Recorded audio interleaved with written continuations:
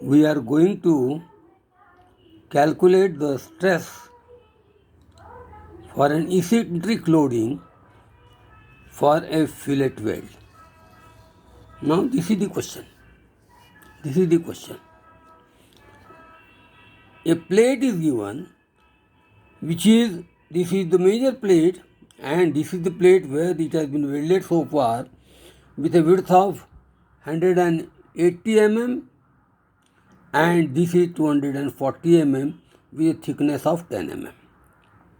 At a distance of 200 mm, a load of 300 kilonewton is applied. You are supposed to find out the maximum stress for this fillet weld, and definitely the maximum stress will be at the extreme edge over here.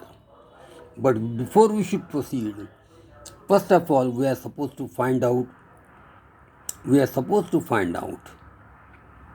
the size of the weld, and the size of the weld is nothing but the thinner thickness of plate minus 1.5 bracket close into value of K. K is not given, taken as 0.7, and now 10 minus 1.5, that is 8.5 multiplied by 0.7, and rounding it on the higher side or lower side and just making it round, I can consider that as say 6 mm. I can consider this as a 6 mm. Now what we have to do? First of all, we are supposed to find out this point, which is the point of center of gravity of this section, which is welded right from here to here, here to here, and here to here. Now, we know that this is symmetrical about x-axis. If we see this section, plate is symmetrical about x-axis, means y bar is known. Only what we have to calculate the value of x bar right from here to here. We are supposed to find out value of x bar is to be calculated. Y bar is nothing but just half of that, because this is symmetrical about x-axis, so y bar is known. So which is acting at a distance of 120 mm from either, you can call from bottom or from the top. Now you have to find out this value of x bar, because it is not symmetrical about y-axis, so we have to find out this value of x bar. As we know how to find out value of x bar, a1 x bar 1 plus a2 x bar 2 plus a3 x bar 3 upon a1 plus a2 plus a3. Take the moment at this face, and the area of this welding will be 240 into 6, and taking the moment at this, so the CG will be 0 over here. That is, we can get 240 into 6 into 0. Now we are talking about this one. The area of this is 180 into 6, acting at this distance of 180 by 2, that is 90, multiplied by 2 also, divided by sum of all the areas. That is 180 into 6 into 2 plus 240 into 6. This will give the value of x bar, and it will, you can just calculate the value of x bar, and it comes out to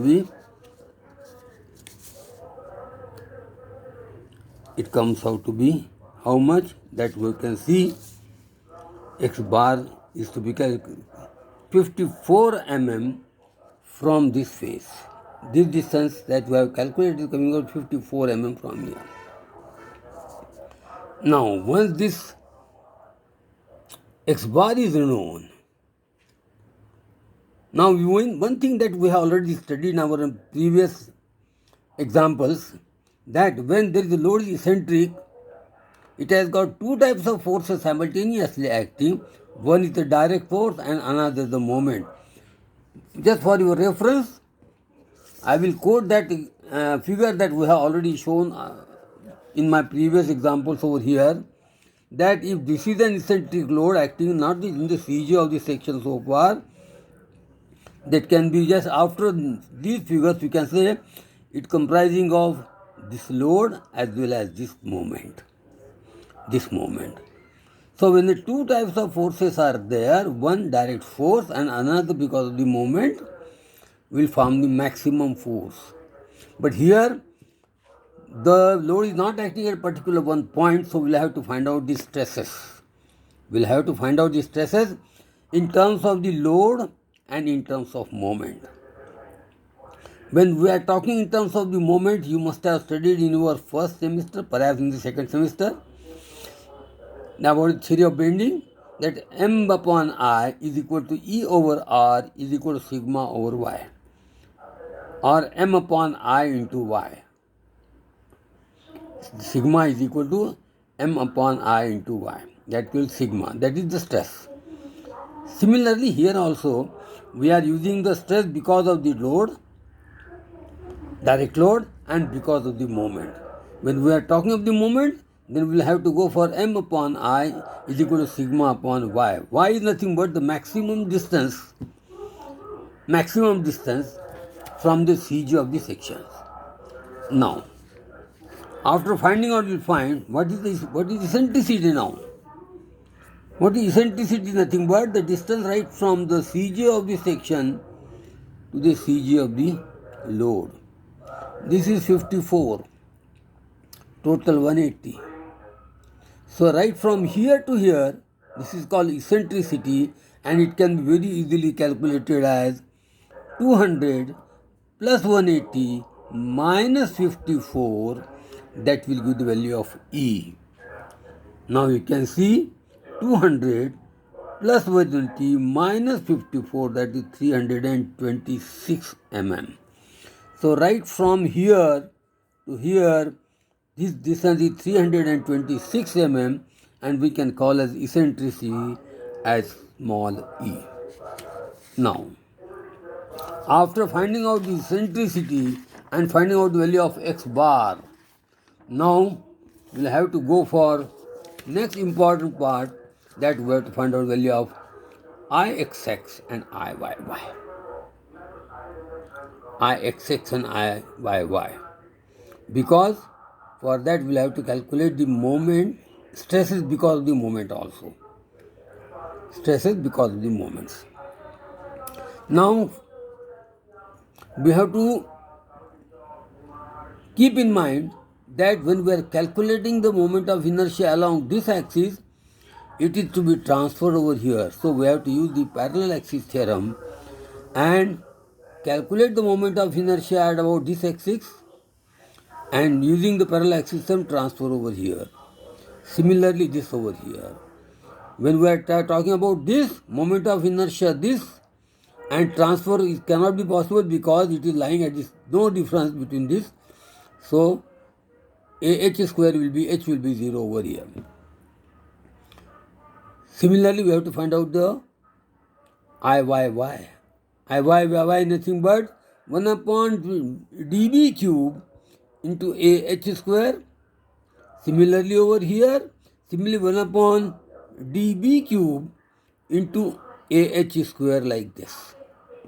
This way we can find out the value of Ixx, Iyy by using the parallel axis theorem in x direction as well as in y direction. Yes, first of all, I will talking about this one.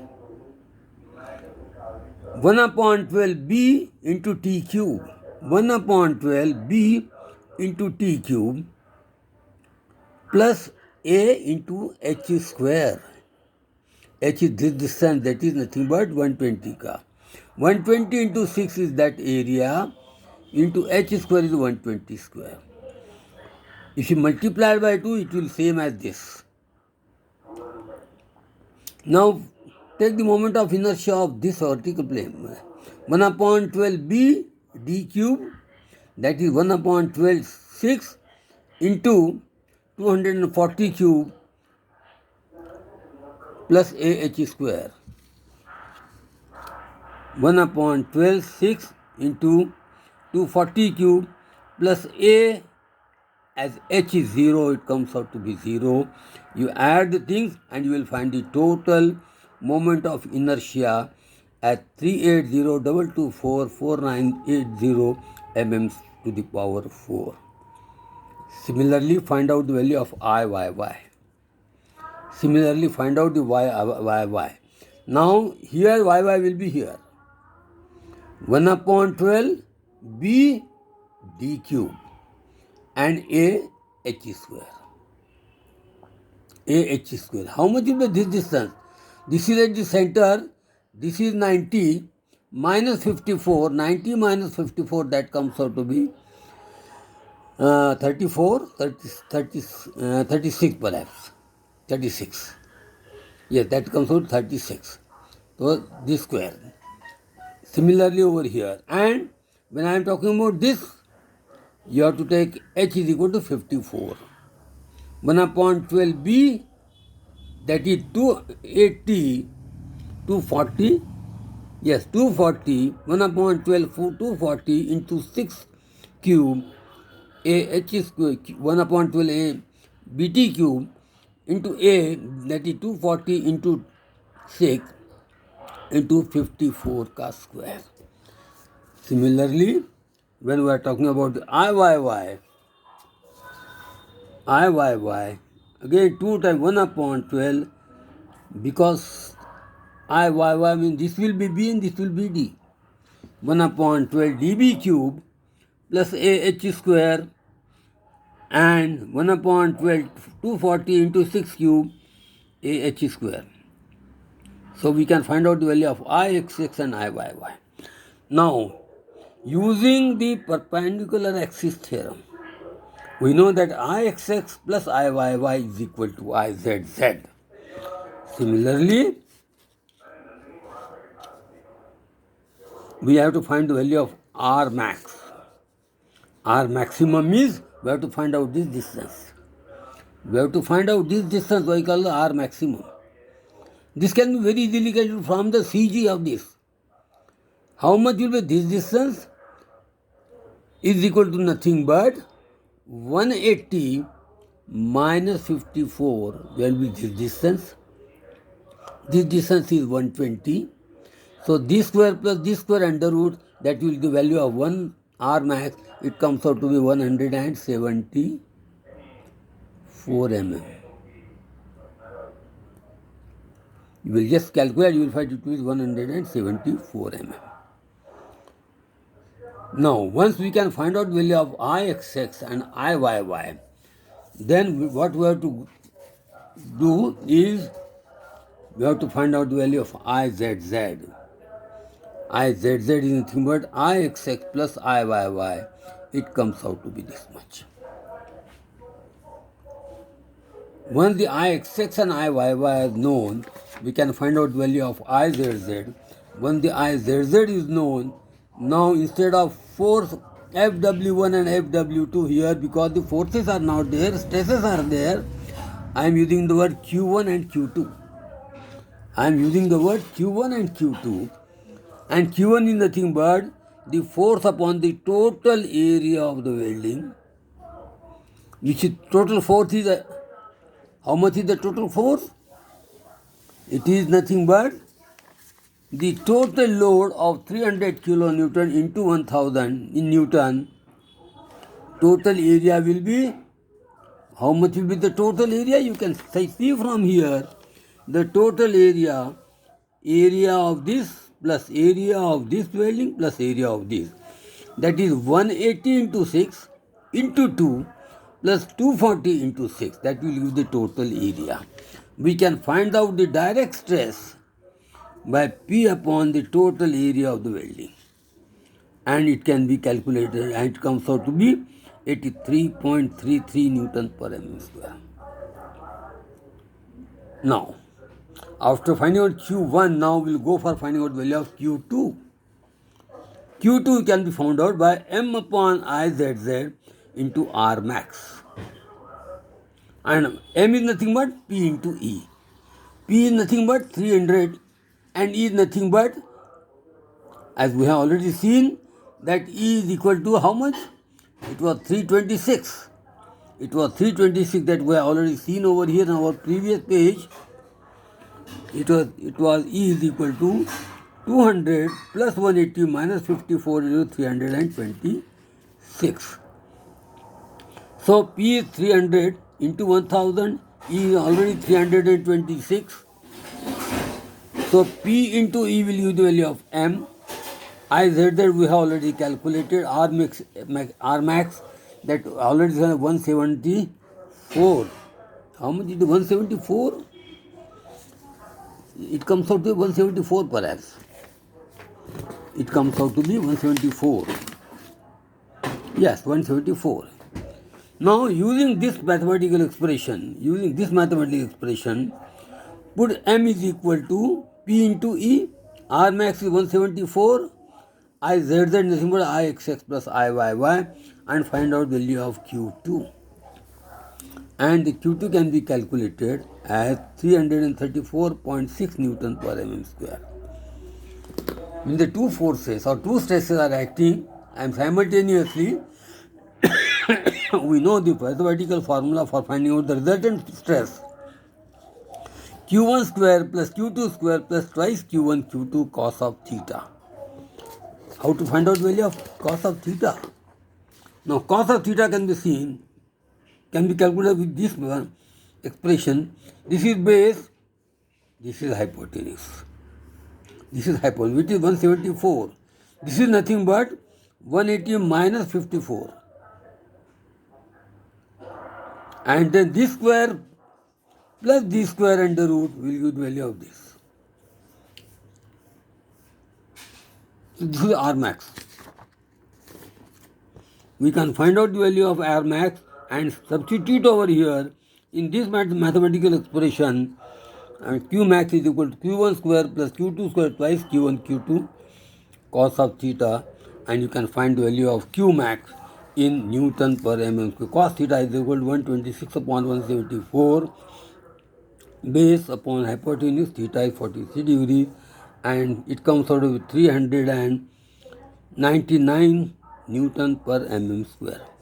This way we can find out the maximum stress at the maximum and extreme edge over here, that is at this point. Rest of things, because R will be minimum in other places except this one, we have to go for this mathematical expression for R max over here.